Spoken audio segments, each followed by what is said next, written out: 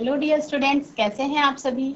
ICT virtual classroom Dehradun में आप सभी का स्वागत करती हूं। मेरा नाम है समता शुक्ला और बच्चों आज क्लास 12 की हम बायोलॉजी पढ़ रहे हैं, चैप्टर नंबर 2, जिसका नाम है पुष्पीय पौधों में लैंगिक जनन। इसके बारे में हम लोग पढ़ रहे हैं। हम लोगों ने बच्चों आप सभी को पता है कि लैंगिक जनन में 3 प्रक्रियाएं होती हैं।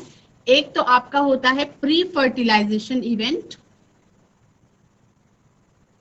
प्री फर्टिलाइजेशन, उसके बाद आपका होता है बच्चों फर्टिलाइजेशन, और तीसरा उसके बाद आपका होता है पोस्ट फर्टिलाइजेशन। तो आप इस समय प्री फर्टिलाइजेशन के बारे में जान रहे हैं।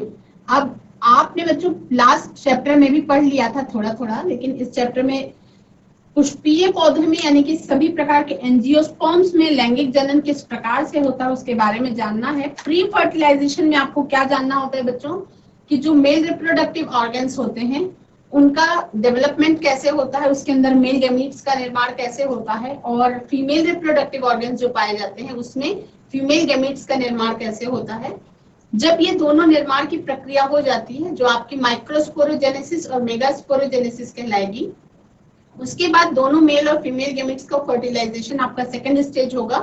तो आज हम मेल गैमेट्स का निर्माण होने के बाद पॉलन ग्रेन्स का डेवलपमेंट हो चुका था। पॉलन ग्रेन्स की संरचना कैसी होती है और पॉलन ग्रेन्स जब स्टिग्मा पे पहुंचते हैं तो उसके बाद वो क्या प्रक्रिया करते हैं, पॉलन ग्रेन्स का जर्मिनेशन कैसे होता है, इसके बारे में आज हम लोग जानेंगे।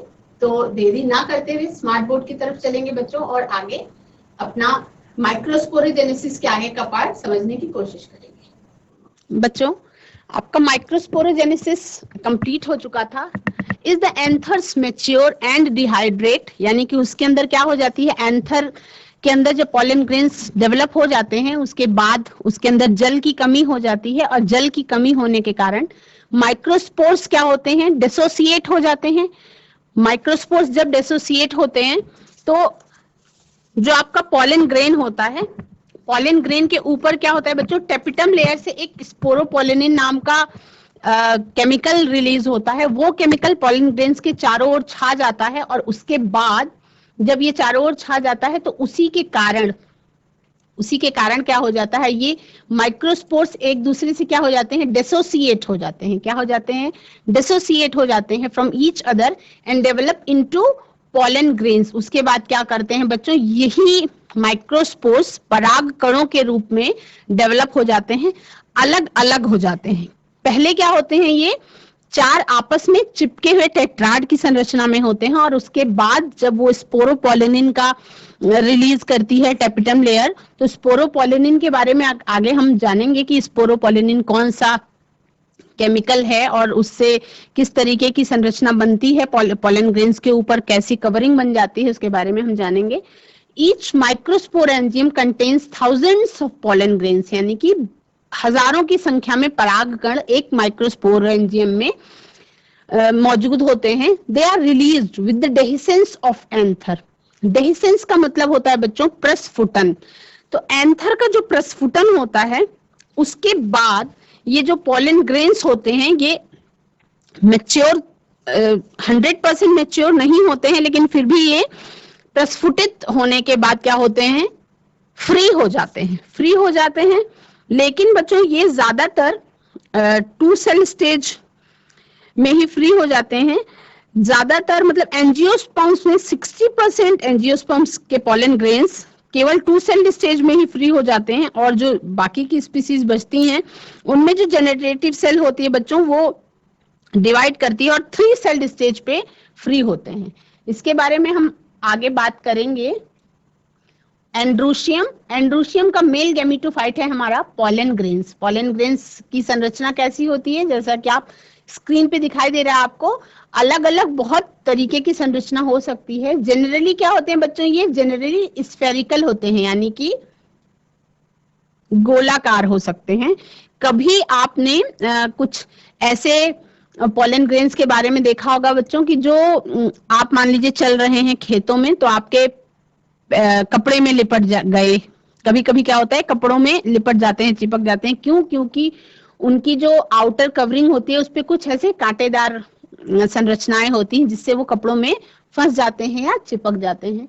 इनकी साइज क्या होती है बच्चों, ये 25 to 50 मिली माइक्रोन के होते हैं व्यास के, मतलब बहुत कह सकते हैं आपकी बहुत ज्यादा छोटे होते हैं।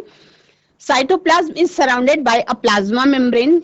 जो साइटोप्लाज्म होता है वो एक प्लाज्मा मेम्ब्रेन के अंदर, प्लाज्मा मेम्ब्रेन से कवर्ड होता है। Pollen grain has a 2 layered wall, यानी पोलन ग्रेन की एक बाहरी आवरण होता है और उसके अंदर एक आंतरिक आवरण होता है। आप ये कह सकते हैं पोलन ग्रेन 2 टाइप्स की कवरिंग से ढका हुआ होता है, यानी आप ये मान लीजिए कि पोलन ग्रेन 2 कपड़े पहने हुए होता है। एक उसका अंदरूनी कवरिंग होती है जिसे हम क्या कहते हैं, इंटाइन कहते हैं, और एक्सटर्नल कवरिंग को हम बच्चों क्या कहते हैं, एक्साइन कहते हैं। यानी कि जो अंदरूनी परत होती है उसको हम इंटाइन कहते हैं और जो बाहरी परत होती है उसे हम एक्साइन कहते हैं। ठीक है। Pollen grain represents the male gametophyte. Pollen grains male gametophyte को रिप्रेजेंट करता है। Pollen grains are made of 2 layered wall, यानी 2 लेयर्स की वॉल, 2 दीवारों से बना हुआ मिलकर के, मतलब उसका जो आउटर कवरिंग होता है वो 2 दीवारों से मिलकर के बना हुआ होता है। अब हम बात करेंगे एक्साइन के बारे में। तो पहले हम देख रहे हैं कि पोलन ग्रेन की जो संरचना है बच्चों वो किस तरीके की है। पोलन ग्रेन की संरचना आप देखिए, ये है, ये कुछ ये इस तरीके की संरचना इसमें दिखाई दे रही है। ये कुछ दूसरे तरीके के पोलन ग्रेन की संरचना दिखाई दे रही है। ये कुछ और अलग तरीके के पोलन ग्रेन की संरचना दिखाई दे रही है। इसमें आपको थोड़ा सा और माइक्रोस्कोपिक व्यू दिया गया है इस वाली संरचना में। तो आप ये मान के चल सकते हैं कि जो पराग कण होते हैं वो अलग अलग शेप के, अलग अलग साइज के हो सकते हैं, अलग अलग उनका टेक्सचर हो सकता है, लेकिन जो उनकी जो बेसिक बनावट होती है वो 2 लेयर्ड वॉल से बने होते हैं, यानी कि 2 दीवारों से ढके हुए होते हैं, 2 कवरिंग्स उसके अंदर होती हैं। बाहरी कवरिंग को हम बाह्य आवरण, बाह्य चोल या एक्साइन कहते हैं, और अंदरूनी कवरिंग को हम बच्चों इंटाइन या अंतः त्वचा कहते हैं। ये जैसा कि आप देख पा रहे हैं, ये है एक पोलन ग्रेन का, ये एक पोलन ग्रेन का आपको स्ट्रक्चर दिखाया गया है, ये आपकी बुक में भी है बच्चों। इसमें ये न्यूक्लियस होता है और 2 वैक्यूल्स होते हैं। ये 2 सेल्ड स्टेज पे जब फ्री होता है तो इसमें एसिमेट्रिक स्पिंडल पाया जाता है। एक जनरेटिव सेल में डेवलप हो जाता है बच्चों और एक वेजिटेटिव सेल में डेवलप हो जाता है। जो जनरेटिव सेल होती है ये छोटी होती है साइज में, और जो वेजिटेटिव सेल यानी वर्धी कोशिका होती है ये साइज में बड़ी होती है। ये क्या करते हैं बच्चों, माइटोटिक डिवीजन करने के बाद ये इस तरीके के 2 सेल्ड स्टेज में आ जाते हैं। एक्साइन जो होता है, आपका एक्साइन जो होता है, ये जो बाहरी कवरिंग होती है, exine the hard outer layer made up of is sporopollenin, यानी कि ये जो स्पोरोपोलेनिन के बारे में बताया जा रहा है, स्पोरोपोलेनिन इज वेरी इंपॉर्टेंट। ये एग्जाम में आ सकता है कि संसार का कौन सा ऐसा तत्व है जो किसी भी प्रकार से विघटित नहीं होता, इसका अपघटन नहीं हो सकता है, तो वो है आपका स्पोरोपोलेनिन। यानी आज तक संसार में जितने भी तत्व पाए गए हैं, जितने भी केमिकल्स की खोज हुई है, उसमें सबसे ज्यादा हाईली रेजिस्टेंट ऑर्गेनिक मटेरियल जो है वो आज की जानकारी में जितना भी है उसमें सबसे ज्यादा हाईली रेजिस्टेंट ऑर्गेनिक मटेरियल जो है उसका नाम है स्पोरोपोलेनिन। वो किसी भी प्रकार के, कितना भी हाई टेम्परेचर हो और कितना भी ज्यादा एल्कलाई हो, यानी कि वो चाहे जितना अम्लीय माध्यम में डाला जाए, चाहे जैसा क्षारीय माध्यम में हो, पर कोई भी किसी भी प्रकार का माध्यम स्पोरोपोलेनिन को डिग्रेड नहीं कर सकता, यानी कि स्पोरोपोलेनिन को अपघटित नहीं कर सकता है। मेड ऑफ, तो एक्साइन जो होती है पोलन ग्रेन्स की बच्चों, ये स्पोरोपोलेनिन की बनी होती है। Most resistant organic matter known, यानी अभी तक जितना भी जानकारी है उसमें मोस्ट रेजिस्टेंट ऑर्गेनिक मैटर जो है उसका नाम है स्पोरोपोलेनिन। और it can withstand high temperature, बहुत ज्यादा तापमान पर भी वो अपने आप को सुरक्षित बनाए रखता है ड्यू टू स्पोरोपोलेनिन। और स्ट्रॉन्ग एसिड्स एंड अल्कलाई का भी उस पर कोई प्रभाव नहीं पड़ता है। No enzyme can degrade sporopollenin, यानी कि स्पोरोपोलेनिन को किसी भी प्रकार का कोई भी एंजाइम डिग्रेड नहीं कर सकता है। अब जो एक्साइन है, exine has apertures called germ pores. Exine पे, ये एक्साइन होती है सबसे बाह्य आवरण, सबसे बाह्य त्वचा जो होता है पॉलन ग्रेन्स का, वो एक्साइन होता है। तो अगर एक्साइन कंप्लीटली कवर कर लेगा पॉलन ग्रेन को, तो पॉलन ग्रेन के अंदर जो मेल गेमिटोफाइट का पार्ट है बच्चों, वो अपना काम कैसे करेगा? तो इसलिए प्रकृति ने संरचना इस तरह से बनाई है कि कहीं कहीं पे जो पॉलन ग्रेन्स होते हैं, पॉलन ग्रेन्स के ऊपर कहीं कहीं पे गैप होता है, पोर्स होते हैं या रंध्र होते हैं, जिन्हें हम जर्म पोर्स कहते हैं। और वहां पे क्या होता है, स्पोरोपोलेनिन आपका एब्सेंट होता है। आप सबको पता है कि स्पोरोपोलेनिन के बारे में बताया गया कि वो हाईली रेजिस्टेंट ऑर्गेनिक मटेरियल होता है। तो जब इतना ज्यादा हाईली रेजिस्टेंट है तो उस पर किसी चीज का कोई प्रभाव नहीं पड़ता।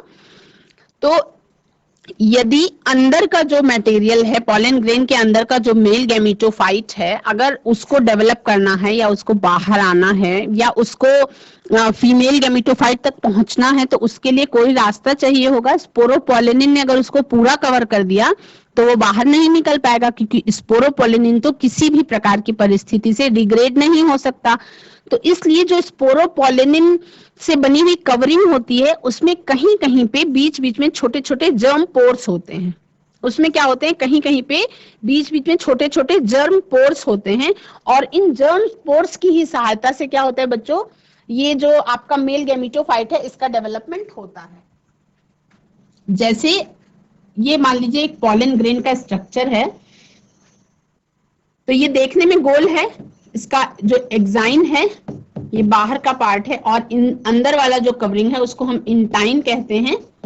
ठीक है, तो इसकी जो संरचना होती है वो कुछ इस तरीके की होती है।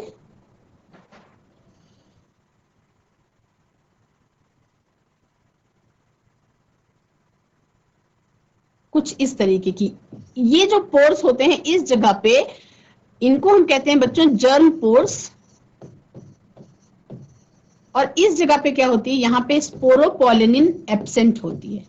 स्पोरोपोलेनिन यहाँ पे क्या होती है, एब्सेंट होती है। एब्सेंट होने का मतलब है कि जब यहाँ पे स्पोरोपोलेनिन प्रेजेंट नहीं है, तो जो इसके अंदर गैमेटोफाइट होते हैं, यहाँ पे एक जनरेटिव सेल होती है और एक बड़ी वेजिटेटिव सेल होती है। तो इसमें ऊपर वाला जो पार्ट है ये वेजिटेटिव सेल कहलाता है बच्चों, ये वेजिटेटिव सेल कहलाता है, और ये आपका जनरेटिव सेल कहलाता है। तो बाद में जनरेटिव सेल से ही मेल गैमेटोफाइट का निर्माण होता है। इससे दो न्यूक्लियाई बन जाते हैं, और वेजिटेटिव सेल जो है वो बाद में डिग्रेड हो जाती है। तो इस तरह से आप देख रहे हैं कि जो इस पॉलन ग्रेन्स की संरचना है वो कुछ इस तरीके से बनती है। और उसके बाद आपने पीछे देखा था, एनलार्ज्ड व्यू दिखाया था मैंने आपको पॉलन ग्रेन के टेट्राड का। उसमें एक एसिमेट्रिक स्पिंडल होता है बच्चों, और जिसमें क्या होती है आपकी माइटोटिक डिवीजन होता है। उसमें क्या होता है, माइटोटिक डिवीजन होता है। तो हमने एक्साइन के बारे में जाना कि एक्साइन में क्या होता है, एक मोस्ट इंपॉर्टेंट स्पोरोपोलेनिन से बना हुआ होता है। और स्पोरोपोलेनिन कैसा होता है, किसी भी प्रकार की कैसी भी परिस्थिति से डिग्रेड नहीं होता। Exine has apertures called germ pores where sporopollenin is absent. जहां पे स्पोरोपोलेनिन क्या होता है बच्चों, एब्सेंट होता है, यानी कि स्पोरोपोलेनिन नहीं होता है, तभी वहां पे जर्म पोर्स के अंदर से मेल गैमेटोफाइट का जो ग्रोथ है वो हो पाता है। Pollen grains are preserved as fossils due to the presence of sporopollenin. यानी ये जो स्पोरोपोलेनिन नाम का केमिकल है, इस केमिकल की प्रेजेंस के कारण ही क्या होता है, जो परागकण होते हैं बच्चों, वो सूक्ष्म जीवाश्मों के रूप में बहुत लंबे समय तक प्रिजर्व किए जा सकते हैं। क्योंकि आज तक जितने भी नॉन सब्सटेंस हैं ऑर्गेनिक मटेरियल्स में, उसमें सबसे ज्यादा मजबूत कह सकते हैं आप, सबसे ज्यादा स्ट्रॉन्ग स्पोरोपोलेनिन ही है। तो स्पोरोपोलेनिन जमीन में, ठीक है, मान लीजिए पराग कणों का जब प्रस्फुटन हुआ, और प्रस्फुटन होने के बाद अगर जमीन के अंदर ये पॉलन ग्रेन्स चले गए, तो ये बहुत सारे वर्षों तक, बहुत लंबे टाइम तक ये क्या करते हैं, अंदर ही पड़े रहते हैं।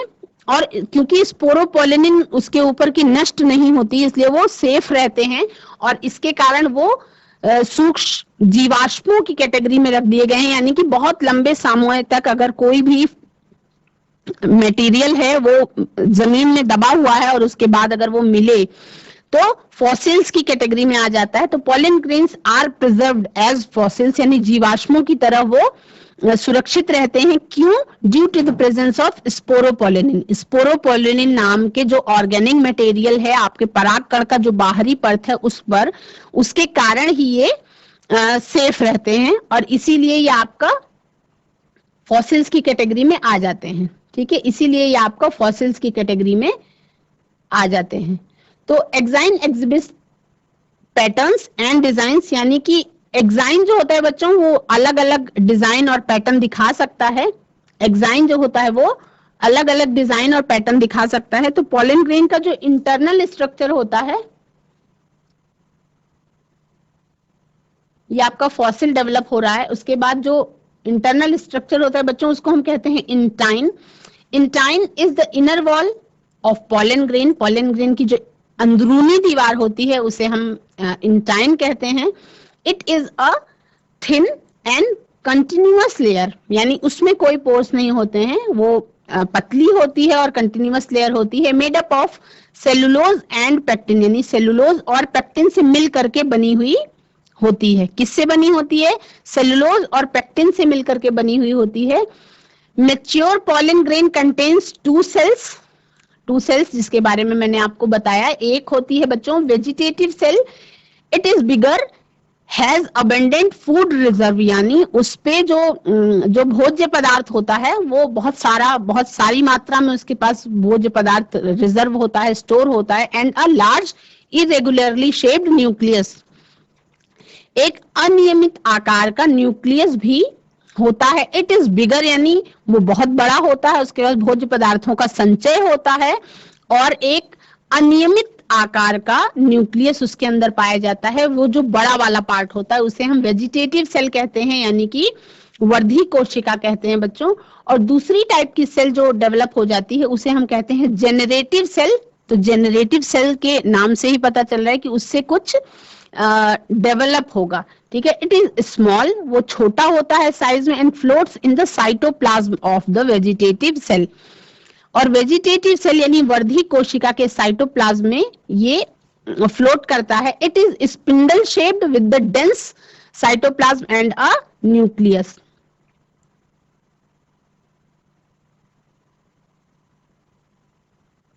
इट इज स्पिंडल शेप्ड, यानी उसका जो शेप होता है बच्चों वो स्पिंडल शेप्ड का होता है। स्पिंडल शेप्ड किसको कहते हैं? इसको, इस तरीके का जो शेप कहलाएगा वो स्पिंडल शेप्ड कहलाता है। ऐसा शेप आपका स्पिंडल शेप कहलाता है। और उसमें क्या होता है? साइटोप्लाज्म बहुत डेंस होता है, यानी साइटोप्लाज्म बहुत सघन होता है और एक न्यूक्लियस पाया जाता है। उसमें क्या पाया जाता है? एक न्यूक्लियस पाया जाता है। तो जब आपने पॉलन ग्रेन्स के बारे में जाना, पॉलन ग्रेन्स में कुछ 60% एंजियोस्पर्म्स में 2 सेल्ड स्टेज में ही शेड ऑफ हो जाता है और जो बचे 40% एंजियोस्पर्म्स हैं उसमें ये 3 सेल्ड स्टेज में शेड ऑफ होता है। 3 सेल्ड स्टेज में पहुंचने के लिए ये क्या करता है बच्चों? माइटोटिक डिवीजन करता है, यानी माइटोटिकली ये डिवाइड होता है। Generative cell divides mitotically to give rise to the 2 male gametes before pollen grains are shed, तब वो 3 सेल्ड स्टेज कहलाती है। इस प्रकार का जब इसमें माइटोटिक डिवीजन होता है तब ये क्या कहलाती है? 3 सेल्ड स्टेज कहलाती है। अब इसके बाद हमें इकोनॉमिक इंपॉर्टेंस के बारे में जानना है कि पॉलन ग्रेन्स की क्या इकोनॉमिक इंपॉर्टेंस है। जो मैच्योर पॉलन ग्रेन होती है बच्चों वो 2 सेल्स से मिलकर के बनी हुई होती है। एक बार फिर से रिवाइज करेंगे, एक वेजिटेटिव सेल और दूसरी जनरेटिव सेल। वेजिटेटिव सेल कैसी होती है? बिगर, उसके अंदर बहुत सारा फूड रिजर्व होता है, abundant food reserve. 3 is important कि वो लार्ज इरेगुलर न्यूक्लियस होता है उसके अंदर और वो रिस्पॉन्सिबल होता है पॉलन ग्रेन्स के डेवलपमेंट के लिए। जो वेजिटेटिव सेल है वो पॉलन ग्रेन्स के विकास के लिए यानी डेवलपमेंट के लिए रिस्पॉन्सिबल होता है, यानी उसी की जिम्मेदारी है। फिर दूसरी टाइप का जो सेल होता है बच्चों वो जनरेटिव सेल होता है। कैसा होता है? स्मॉल होता है, यानी साइज में छोटा होता है। इन्वॉल्व्स इन सिनगैमी, यानी फर्टिलाइजेशन में जो है वो जनरेटिव सेल ही इन्वॉल्व होता है। क्योंकि एग से जनरेटिव सेल वाला जो न्यूक्लियस है इसी से एग मतलब इसी से मेल गैमेटोफाइट का निर्माण होता है और एग से वही फ्यूज होता है। इसके अंदर क्या होता है, डेंस साइटोप्लाज्म होता है और केंद्रक भी इसका अच्छा होता है। Pollen grains of many species जैसे कि पार्थीनियम। अब पार्थीनियम के बारे में अगर हम बात करें, मैं आपको आज तो नहीं लेकिन कल मैं आपको ला करके दिखाऊंगी। आपने जनरली जब भी सड़क चलते, रास्ता चलते हुए बच्चों, कुछ एक तरीके की वीड होती है जिसे हम गाजर घास कहते हैं। गाजर घास को इंग्लिश में हम पार्थीनियम, मतलब उसका वैज्ञानिक नाम पार्थीनियम है। वो हमारे भारत देश में पहले नहीं था, लेकिन जब बहुत पहले गेहूं का आयात किया गया होगा विदेशों से, तो विदेशों में वीड के रूप में वो गाजर घास यहाँ पर आ गई होगी और उसके बाद वो गाजर घास जो पार्थीनियम होती है वो बहुत ज्यादा सीवियर एलर्जीज उससे हो जाती हैं कभी कभी दीज। फिर हम पहले हम पॉलन ग्रेन्स की बात कर लें कि इसके इकोनॉमिक इंपॉर्टेंस क्या है। These are rich in nutrients. तो आप सब देख रहे हैं कि जो पॉलन ग्रेन्स होती हैं बच्चों, उसमें पोषक तत्वों की मात्रा क्या होती है, बहुत ज्यादा होती है। जब पोषक तत्वों की मात्रा उसमें बहुत ज्यादा होती है तो ये विदेशों में ये कल्चर है कि पॉलन ग्रेन्स को टैबलेट्स के रूप में फॉर्म करके उसको फूड सप्लीमेंट्स के रूप में सुपरमार्केट्स में ये अवेलेबल है, जिसको लोग पोषक तत्वों के सब्स्टिट्यूट के रूप में खाते हैं और कहते हैं कि इससे बहुत ज्यादा ये बहुत ज्यादा पावरफुल होती है। तो pollen tablets and syrups increase performance of athletes and race horses, ऐसा माना जाता है। कोई इसके प्रूफ नहीं है लेकिन ऐसा माना जाता है, लोग ऐसा कहते हैं कि जो खेल कूद करने वाले एथलीट्स होते हैं और धावक घोड़े जो होते हैं, जो रेस में पार्टिसिपेट करते हैं, इस प्रकार के जो धावक अश्व होते हैं, उनकी पावर में ये बहुत ज्यादा इंक्रीमेंट कर देता है।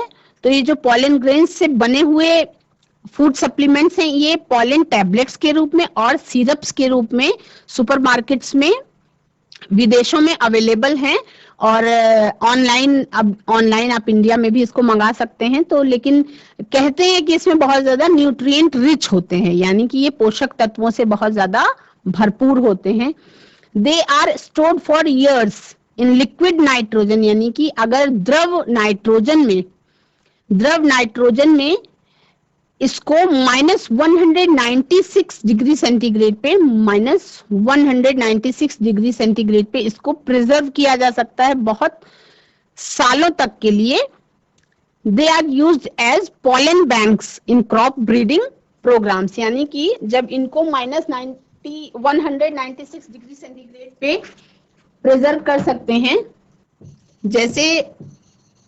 जैसे बच्चों वीर्य को संरक्षित रखने के लिए बैंक्स होते हैं, स्पर्म को सेव करने के लिए बैंक्स बनाए गए हैं, सीमेन बैंक्स होते हैं, उसी प्रकार से मेल गैमेटोफाइट्स को, या आप कह सकते हैं कि पॉलन ग्रेन्स को प्रिजर्व करने के लिए इनको लिक्विड नाइट्रोजन पे -196 डिग्री सेंटीग्रेड -196 डिग्री सेंटीग्रेड पे क्या किया जाता है, प्रिजर्व अगर कर दिया जाए तो ये बहुत लंबे सालों तक, कई सालों तक ये पॉलन बैंक्स में रिजर्व हो सकते हैं। और फिर इनका यूज कहाँ किया जाता है बच्चों, जो फसलों का ब्रीडिंग प्रोग्राम होता है, यानी फसलों से उनके डेवलपमेंट में, उनकी ब्रीड करवाने में, फिर ये क्रॉप्स की ये कह सकते हैं कि अच्छी तरीके की फसलों को उगाने में इन पॉलन ग्रेन्स का यूज किया जा सकता है। बहुत लंबे समय तक ये सेव किए जा सकते हैं, लेकिन शर्त उसकी ये होती है कि ये स्टोर किए जाते हैं लिक्विड नाइट्रोजन में -196 डिग्री सेंटीग्रेड, यानी कि बहुत ही कम तापमान पर ये स्टोर होते हैं और उसके बाद ये सेफ रहते हैं। उन बैंक्स को जहां पर ये सेव किए जाते हैं उनका पॉलन बैंक्स नाम दिया गया है, यानी कि परागकण बैंक उनको नाम दिया गया है। यहाँ पे क्या होता है, -196 डिग्री सेंटीग्रेड पे लिक्विड नाइट्रोजन में, यानी कि द्रव नाइट्रोजन में, द्रवीय नाइट्रोजन में स्टोर किए जाते हैं।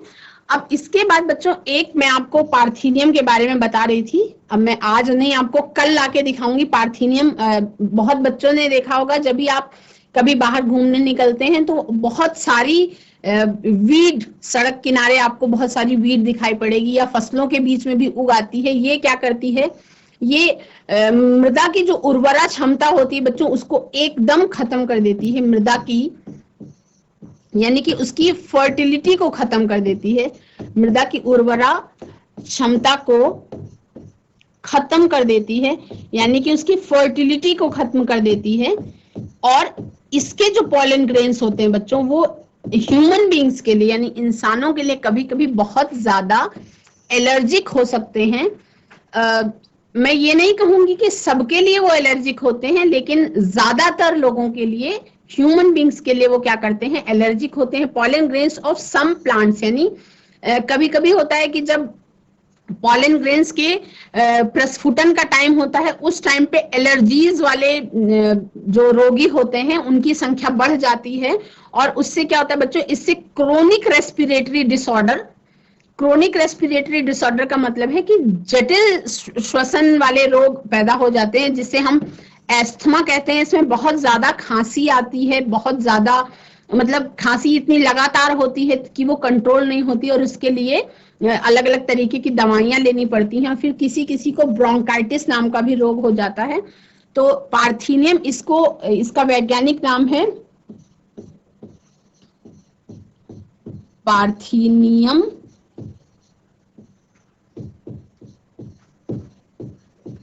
निग्रिकेंस। आप जब बड़ी क्लासेस में जाएंगे बीएससी वगैरह में, तब आपको इसके बारे में थोड़ा सा ब्रीफ में बताया जाएगा। ये बहुत खतरनाक ब्रीड है, तो ये करते हैं कोशिश की, ये जो ब्रीड है बच्चों, ये खत्म नहीं होती, मतलब अब तो बहुत ज्यादा फैल चुकी है, आपको हर जगह ये दिखाई पड़ सकती है।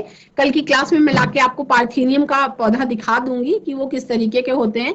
वो कोशिश, मतलब इसी के लिए वीडीसाइड्स वगैरह का भी यूज किया जाता है, लेकिन पार्थेनियम अगर एक जगह उसका पॉलन ग्रेन पहुंच गया तो वो बहुत तेजी से फैलते हैं, बहुत तेजी से, और वो रेस्पिरेटरी डिसऑर्डर्स का कारण बनते हैं, यानी कि मनुष्यों में जो श्वसन संबंधी परेशानियां, उसको ये बहुत ज्यादा बढ़ा देते हैं। ठीक है, तो आज की क्लास में हम लोगों को पॉलन ग्रेन्स के स्ट्रक्चर के बारे में हम लोगों ने जान लिया, प्रस्फुटन कैसे होता है उसके बारे में जान लिया। पॉलन ग्रेन्स यानी कि जो आपके पराग कण होते हैं, उसमें दो संरचनाएं होती हैं। उसमें मैंने आपको बताया कि कुछ पौधों में, एंजियोस्पर्म्स में 2 सेल स्टेज में ही ये शेड ऑफ हो जाते हैं, और कुछ में ये 3 सेल स्टेज में शेड ऑफ होते हैं। तो इसके बाद अब आपका बचता है बच्चों मेल गेमेटोफाइट के बारे में आप 100% जान चुके हैं, पॉलन ग्रेन्स की संरचना के बारे में जान चुके हैं। अब आपको जानना है फीमेल गेमेटोफाइट की संरचना कैसे होगी, और फीमेल रिप्रोडक्टिव ऑर्गन के बारे में आपको जानना है। उसके बाद हम फर्टिलाइजेशन के बारे में जानेंगे। ठीक है, तो बच्चों अभी तक हम लोग प्री फर्टिलाइजेशन इवेंट में हम लोगों ने माइक्रोस्पोरोजेनेसिस के बारे में जान लिया है, माइक्रोस्पोरोजेनेसिस संरचना के बारे में जान लिया है। और उसके बाद हम लोगों ने जाना बच्चों कि इसमें पॉलन ग्रेन्स का डेवलपमेंट हो जाता है। पॉलन ग्रेन्स में क्या होते हैं, इसकी ये 2 लेयर्स से बने होते हैं। ठीक है, जो बाहरी लेयर होती है बच्चों, ये आपकी एक्साइन कहलाती है, और एक्साइन किसकी बनी होती है, स्पोरोपोलेनिन की बनी होती है। स्पोरोपोलेनिन आज तक का मौजूद सबसे ज्यादा कॉम्प्लेक्स ऑर्गेनिक मटेरियल है। ये कॉम्प्लेक्स ऑर्गेनिक मटेरियल जो है, ये किसी भी स्थिति में इसका अपघटन नहीं हो सकता है। तो आज की क्लास में इतना ही। कल हम लोग फीमेल रिप्रोडक्टिव ऑर्गन के बारे में जानेंगे, और कल मैं आपको पार्थेनियम का पौधा भी ला करके दिखाऊंगी, जिससे बहुत ज्यादा जटिल श्वसन रोग मनुष्यों में हो जाते हैं। आज की क्लास में इतना ही। आप सभी पढ़ते रहिए, स्वस्थ रहिए और खुश रहिए। आप सभी का दिन शुभ हो।